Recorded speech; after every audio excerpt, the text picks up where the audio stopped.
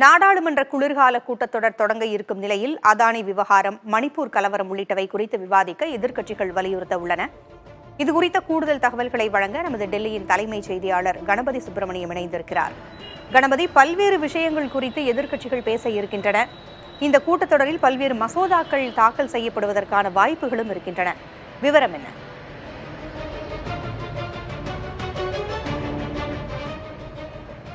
அதானிக்கு எதிராக அமெரிக்காவில் சாட்டப்பட்டுள்ள குற்றச்சாட்டுகள் குறித்து இந்தியாவில் விசாரணை நடத்த வேண்டும். அது குறித்து நாடாளுமன்றத்திலே மத்திய அரசு விளக்கம் அளிக்க வேண்டும் என வலியுறுத்தி எதிர்க்கட்சிகள் இன்று நாடாளுமன்றத்திலே மத்திய அரசுக்கு கடும் கண்டனத்தை தெரிவிக்க உள்ளன. இதை தவிர மணிப்பூரிலே மீண்டும் வன்முறை போன்ற பல்வேறு விவகாரங்களுக்கு மத்திய அரசு பதிலளிக்க வேண்டும் எனவும் வலியுறுத்த உள்ளன.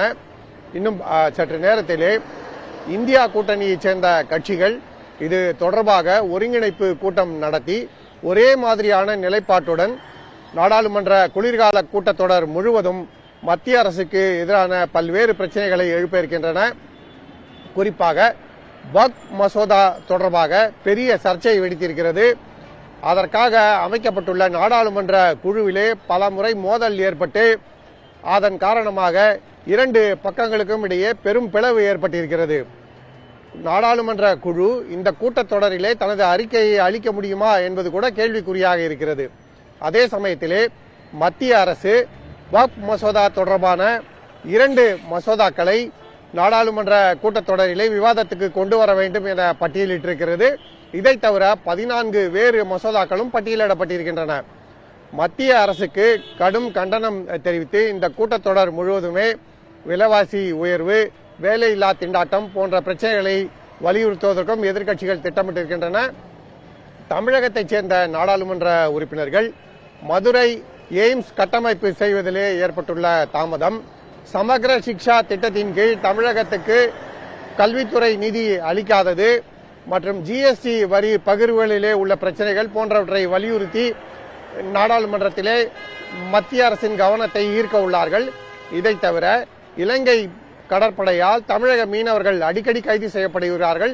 இதை தடுக்க மத்திய அரசு நடவடிக்கை எடுக்க வேண்டும் எனவும் வலியுறுத்தி இருக்கிறார்கள். ஆகவே இது குளிர்கால கூட்டத்தொடராக இருந்தாலும் சூடான விவாதங்கள் மற்றும் அரசியல் ரீதியாக பல்வேறு விதமான நகர்வுகள் என மிகவும் சுவாரஸ்யமாக நடைபெற இருக்கிறது. மகாராஷ்டிரா மற்றும் ஜார்க்கண்ட் சட்டசபை தேர்தல் முடிவுகள் வெளிவந்த உடனேயே இந்த கூட்டத்தொடர் நடைபெறுவதால் அதன் தாக்கமும் இந்த கூட்டத்தொடரில் இருக்கும் என எதிர்பார்க்கப்படுகிறது. தேர்தல் எப்படி நடத்தப்பட்டது என்பது தொடர்பாக எதிர்க்கட்சிகளுக்கு பல்வேறு புகார்கள் இருக்கின்றன. அந்த புகார்களையும் வலியுறுத்தி இந்த கூட்டத்தொடரிலே அவர்கள் மத்திய அரசுக்கு பல்வேறு கேள்விகளை முன்வைக்க இருக்கிறார்கள். ஆகவே மிகவும் சுவாரஸ்யமான கூட்டத்தொடர் தொடங்க இருக்கிறது. இன்னும் சற்று நேரத்திலே பிரதமர் நரேந்திர மோடி நாடாளுமன்ற கூட்டத்தொடரை சுமூகமாக நடத்த வேண்டும் என கோரிக்கையை வைக்க இருக்கிறார். அதே சமயத்திலே எதிர்க்கட்சிகள் ஒருங்கிணைந்து மத்திய அரசுக்கு எதிராக குரல் கொடுக்க வேண்டும் என திட்டமிட்டிருக்கின்றன. ஆகவே இரண்டு பக்கங்களும் தயார் நிலையில் இருக்கும் சூழலிலே கடுமையான மோதலை இந்த கூட்டத்தொடரிலே நாம் எதிர்பார்க்கலாம். பூங்குழலி, நன்றி கணபதி. கூடுதல் தகவல்களுக்கு மீண்டும் தொடர்பு கொள்கிறோம்.